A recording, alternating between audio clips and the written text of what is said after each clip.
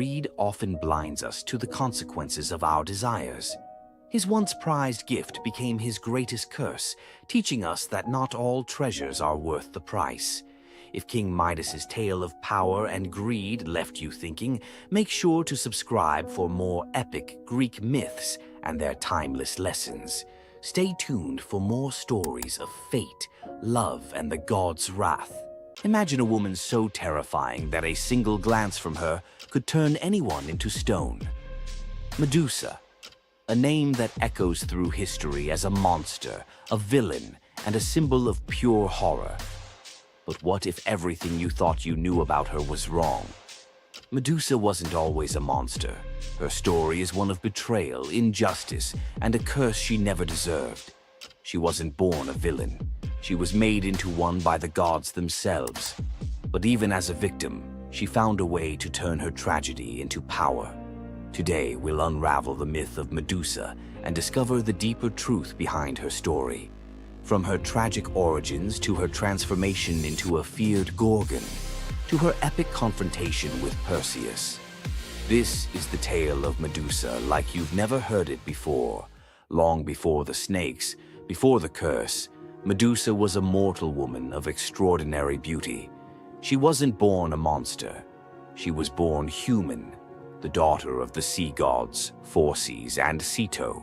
While her sisters, Stheno and Euryale, were immortal Gorgons, Medusa stood apart as the only mortal among them. But it wasn't her mortality that set her apart. It was her beauty. Medusa's golden hair, radiant complexion, and striking eyes captured the attention of everyone, even the gods. She served as a priestess in the temple of Athena, goddess of wisdom and war, vowing to remain pure and devoted to the goddess. This is where her life took a tragic turn. According to the myth, Poseidon, the god of the sea, became infatuated with Medusa. Overcome by desire, he pursued her relentlessly, and one fateful day he cornered her in Athena's temple. Medusa, defenseless, could not escape his wrath. But instead of protecting her, Athena turned her fury against Medusa. The goddess, enraged by the desecration of her temple, cursed Medusa for what had happened, punishing the victim instead of the perpetrator. Athena's curse transformed Medusa into a Gorgon, a being so hideous that no one could bear to look at her. Her golden hair turned into a nest of venomous snakes, and her eyes became so powerful that a single glance could turn living creatures to stone. This moment defined Medusa's new existence. Once revered for her beauty, she was now feared and hunted as a monster. But beneath the horror of her transformation lay a deeper question. Was Medusa truly cursed, or had she been given a weapon to defend herself in a world that had betrayed her? Medusa fled from civilization, retreating to a remote island where she lived in solitude. Here she came to terms with her new form and the terror it inspired. The snakes in her hair hissed constantly, and her reflection, once a source of pride, was now a weapon she couldn't dare to look at. But the world wouldn't let her rest. Tales of the monster of the island spread across Greece, and soon warriors came seeking glory by trying to slay her. None succeeded. Each challenger who entered her domain fell victim to her petrifying gaze, their bodies forever frozen in stone. Medusa's life became one of survival, fending off those who sought to destroy her while grappling with the isolation of her curse. She was trapped in a cycle of violence she didn't choose, but couldn't escape. As the years passed, Medusa's story became twisted. In the eyes of mortals, she was no longer the victim of a cruel curse, but a monster to be feared. The tragic young woman was lost to legend, replaced by the image of a terrifying villain. Enter Perseus, a young demigod with a destiny to fulfill. Tasked with bringing back Medusa's head as proof of his strength, Perseus embarked on a perilous journey to find her. But unlike the warriors before him, Perseus wasn't relying solely on his skill. He had the favor of the gods. Athena and Hermes provided Perseus with gifts to help him on his quest. Winged sandals to fly, a reflective shield to avoid Medusa's gaze, and a sword sharp enough to cut through anything. Most importantly, he was given a magical bag to safely carry her severed head. Perseus's journey to Medusa's lair was filled with danger, but none compared to the final challenge, facing the Gorgon herself. When Perseus arrived, Medusa was sleeping. For the first time in years, she looked peaceful, an almost human reminder of who she once was. But Perseus couldn't afford to hesitate. Using the reflective shield as a mirror, he avoided her petrifying gaze and struck with precision, severing her head in one swift motion. The blood that spilled from Medusa's neck gave birth to two incredible beings, Pegasus, the winged horse, and Chryser, a golden giant. Even in death, Medusa's body produced miracles, a testament to the power she had carried within her. Perseus carried Medusa's severed head back to Greece, where it became both a trophy and a weapon. Her gaze retained its power, turning enemies into stone, and Perseus used it to defeat his foes and protect his people. But Medusa's story didn't end with her death. Over time, her image transformed from that of a monster to a symbol of strength and defiance. Women, especially, began to reclaim her story, seeing her as a figure who resisted the gods and survived unimaginable betrayal. Today, Medusa is more than a mythological figure. She's an icon. Her face appears in art, literature, and even modern movements that challenge systems of power and oppression. But the question remains, was Medusa truly a monster, or was she a victim of a world that feared her power? Medusa's story is a reminder that myths are more than just tales of gods and heroes. They're reflections of human nature, of the injustices and triumphs we still see today. So, what do you think?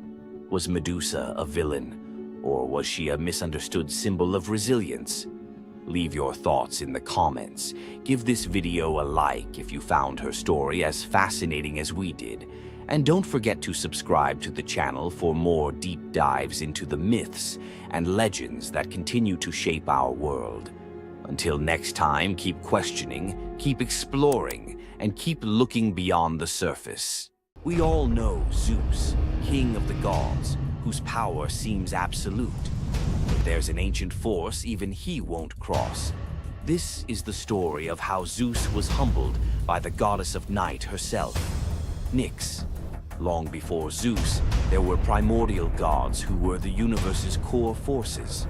The most powerful was Nyx. Born from chaos, she is the night. Her domain is the inescapable shadow that falls over the world, and her children are forces like Hypnos, god of sleep, and Thanatos, god of death. Our story starts during the Trojan War. A furious Hera wanted to help the Greeks against Zeus's orders. To do it, she needed Zeus asleep. She went to Nyx's son, Hypnos, with an irresistible offer: put the king of the gods into a deep slumber. Hypnos was terrified. He'd helped Hera once before, and when Zeus woke up, his rage was legendary. He hunted Hypnos, ready to hurl him into the sea. The desperate god of sleep fled to his mother, Nyx. When Zeus arrived, he stopped dead. Unwilling to offend the ancient knight, he retreated. Despite the memory, Hera's new offer was too good to pass up. Hypnos put Zeus to sleep, and Hera got her wish. But this story from Homer's Iliad isn't about the trick. It reveals Zeus's deep, reverent fear of offending night. Nyx's power isn't about force. It's her very essence, a cosmic order he dared not challenge. The clash between Zeus and Nyx wasn't a battle of thunder and shadow, but of authority versus primordial power. Nyx's presence alone was enough to remind Zeus that even he has limits. The brilliant order of the day must always give way to the profound mystery of the night. If you enjoyed this trip into mythology's shadows, like this video and subscribe for more. Comment below on which primordial deity you want to see next. Centaurs, half man, half horse, heroes or savages? Think you know the full story? Wait until you uncover the darker side of these iconic creatures. Watch till the end to discover what ancient myths don't tell you about the centaurs. In Greek mythology, centaurs were seen as both wild and noble beings. They were often depicted as powerful warriors, famous for their strength and skill in battle. But what if the truth behind them was far more sinister than anyone imagined? While some centaurs, like Chiron, were revered for their wisdom and kindness, many others were violent, uncontrollable creatures. These savage centaurs were known for their drunken brawls and uncontrollable rage. The most infamous event? The Battle of the Lapiths and Centaurs, where they fought against the Lapiths during a wedding feast, leading to a massacre of both men and women. Their brutal behavior was more than just a mythological tale. It symbolized the chaos that could occur when civilization collided with the wild, untamed forces of nature. But why did the Greeks depict centaurs this way? Was it a cautionary tale about the dangers of unchecked power and savagery, or a deeper reflection on humanity's struggle between reason and instinct? The darker truth behind the centaur myth might just hold the key to understanding the wild, primal side of ancient Greek culture. Centaurs are more than just mythical beasts. They represent the conflict within us all.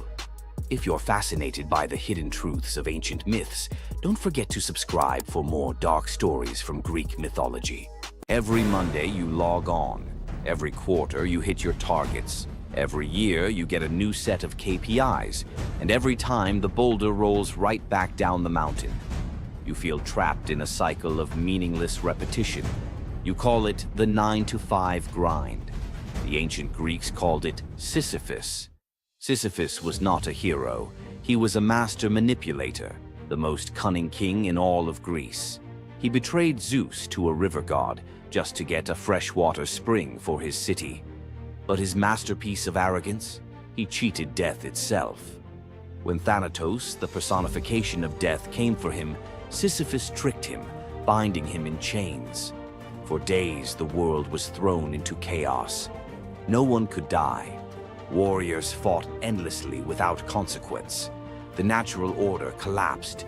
The gods finally intervened, freeing Thanatos and dragging Sisyphus to the underworld. But even here, Sisyphus had one last trick. He convinced Hades to let him return to the surface for just one day to punish his wife for not giving him a proper burial. Of course, he never returned. The gods, finally done with his games, devised a punishment that perfectly matched his crime: eternal, meaningless effort. Sisyphus was condemned to push a massive boulder up a steep hill. He would strain, fight, and claw his way to the summit, only for the weight of the universe to drag the rock back down the moment he reached the top. It's the ultimate metaphor for the modern corporate world. You spend 3 months pushing a quarterly report. You reach the summit. You celebrate.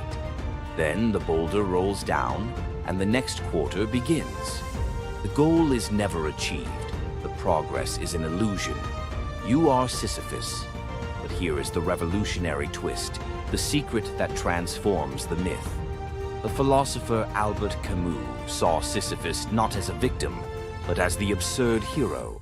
Sisyphus's freedom doesn't come from escaping the mountain, but from accepting the struggle. The moment he acknowledges the futility, the moment he finds meaning in the push itself, in the sweat, the effort, the sheer defiance of continuing, he defeats the gods. His walk back down the mountain is not a walk of defeat, but a moment of conscious, deliberate choice. It is the moment he chooses to be happy. So, the next time your KPI rolls back down the hill, remember Sisyphus. The goal is irrelevant. The only true freedom is finding joy in the effort, not the outcome. Loki's punishment was brutal. Bound deep within a cavern, his body lashed to 3 jagged rocks with the entrails of his own son. Above him, a serpent hung poised, venom dripping relentlessly onto his exposed skin.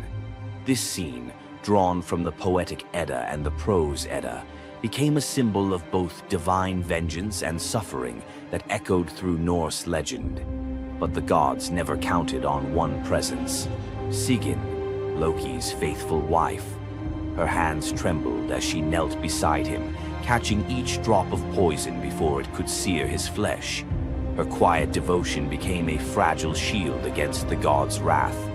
Why did she choose loyalty over escape? The answer reveals a truth about love that endures even when the world itself seems lost to darkness. Yet before the cavern, before the venom and the silence, there was a betrayal that shook the heart of Asgard. Balder was the light of Asgard, cherished by gods and mortals alike. His laughter filled the halls, a warmth that even the golden apples of Idun could not rival. When ominous dreams began to trouble him, his mother Frigg, desperate to protect her son, secured oaths from every creature and object in existence never to harm him.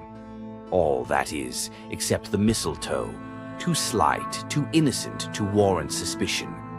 Loki saw opportunity in what others dismissed. He fashioned a dart from that fragile branch and sought out Hoder, Balder's blind brother. "Here," Loki murmured, placing the weapon in Hoder's uncertain grasp, "let me guide your hand." The dart struck its mark. In an instant, Balder's light was snuffed out, his presence gone from the world.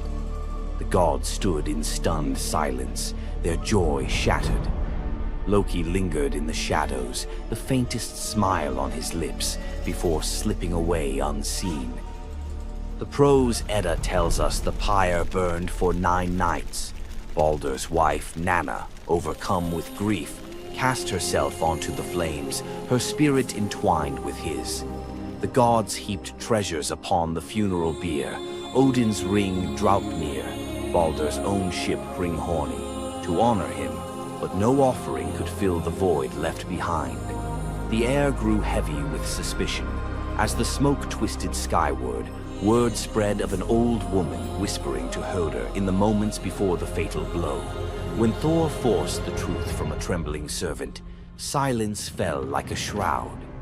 Loki's name was not spoken, but its weight pressed upon every heart. The gods had tolerated his mischief, his clever lies, even the theft of Sif's hair. But this was different. The poetic Edda names him plainly: Loki, the guileful who brought it about, from which all misfortune came. Odin convened the gods to pass judgment.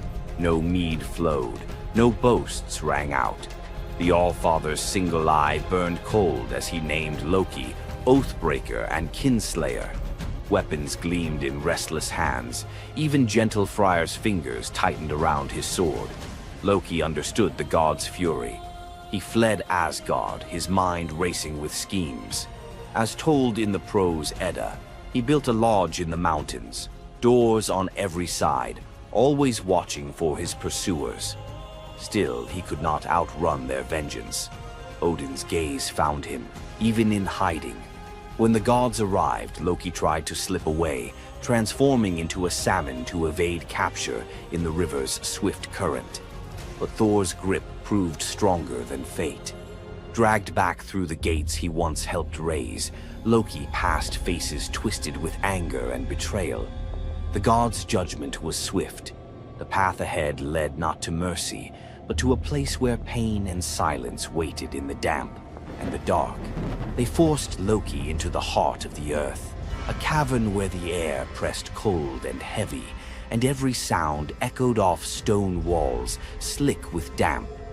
Water dripped steadily from above, each drop magnifying the hush that settled over the gods as they set to their grim task. The stench of venom lingered, sharp and persistent, mingling with the iron tang of old blood. Odin's single eye caught the flicker of Skadi's movement. A silent nod passed between them, sealing what would come next. 3 massive boulders, freshly gouged with holes, stood ready. The gods had not brought chains or rope. Instead, they made Loki's punishment a reflection of his own chaos. The prose: Edda tells us they transformed one son, Vali, into a wolf who slew his brother, Nari. With the entrails of Nari turned to iron by the god's will, they bound Loki fast, wrists, neck, thighs, and ankles, locked tight against the unyielding stone. As the Volispar declares, with the guts of his ice-cold son, the killer is bound. Each knot and twist was deliberate, a reminder that his own blood now held him captive. The weight of the rocks pressed into his flesh, a constant ache that would never fade.